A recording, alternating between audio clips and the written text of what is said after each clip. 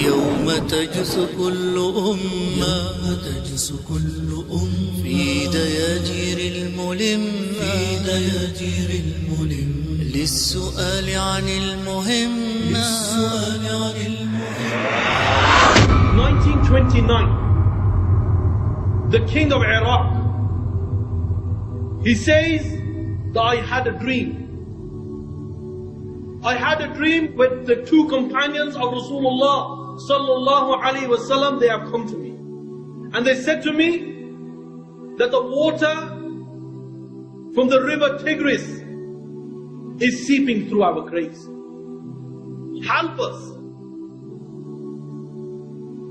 The king of the time, he says, I dug a place up between the grave and the river Tigris to ascertain the truth. And what happens? He goes, there was no sign of water. He says, so I dismissed the dream. He goes yet again.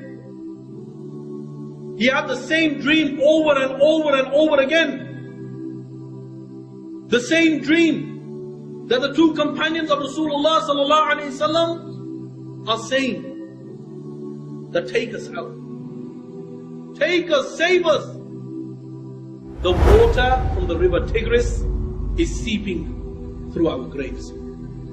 He says, so at that time, I took mashwara with the people of Iraq, especially with the ulama. He says, so I gathered all of them. He says, I informed them about the story, about the dream I had. He says, when I informed them about the dream, he says, one of the scholars of that time, he got up and he said, that I also had the same dream. So he says, that it was agreed upon that the graves of these two companions will be dug up. He says a date was fixed. The date was fixed on a certain day that the graves of these two companions will be dug up.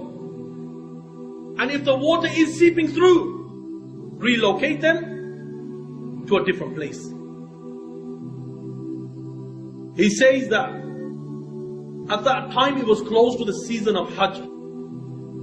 So the Hujjaj of that time, when the news reached Mecca and Medina, he says at that time, he says these people requested us that delay it for a while, because we want to attend as well.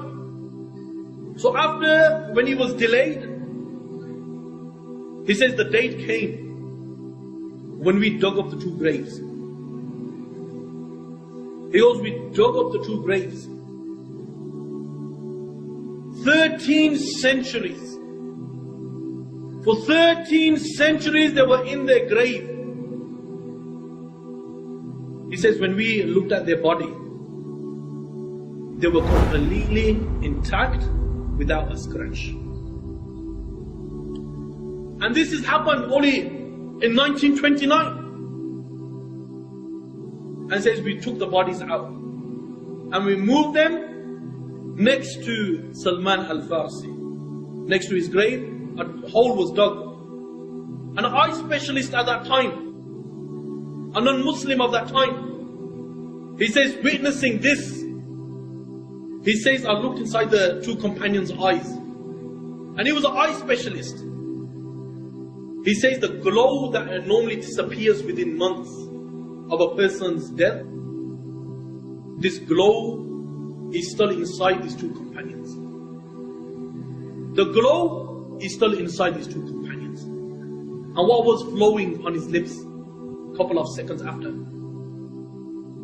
Ashhadu la ilaha illallah wa ashhadu anna Muhammad Rasulullah. He accepted Islam. And many people who were there at that time accepted Islam. And the bodies were moved. And this narration that can be found in Janib Didar, page number 55, 58. An encyclopedia, if you just type in the name Abdullah ibn Jabir, you will see that this article will also be present there. And a person who lives a life of obedience, indeed Allah will honor him. Because Islam's not about gangsterness. No, it's about people going around gunning people down. It's not about drug dealing. It's not about you thinking you're it. Islam is complete. Every single thing in the Quran, the Muslims shouldn't deny anything and they should accept it blindly. Why? Because this is the book that shook the world. And I pray to the Almighty Allah, that Allah makes us from amongst those people who Allah honors. And Allah save us from the punishment of the grave. وآخر دعوانا. ولا تحسبن الذين قتلوا في سبيل الله أمواتا ولا تحسبن الذين قتلوا في سبيل الله أمواتا بل أحياء عند ربهم يرزقون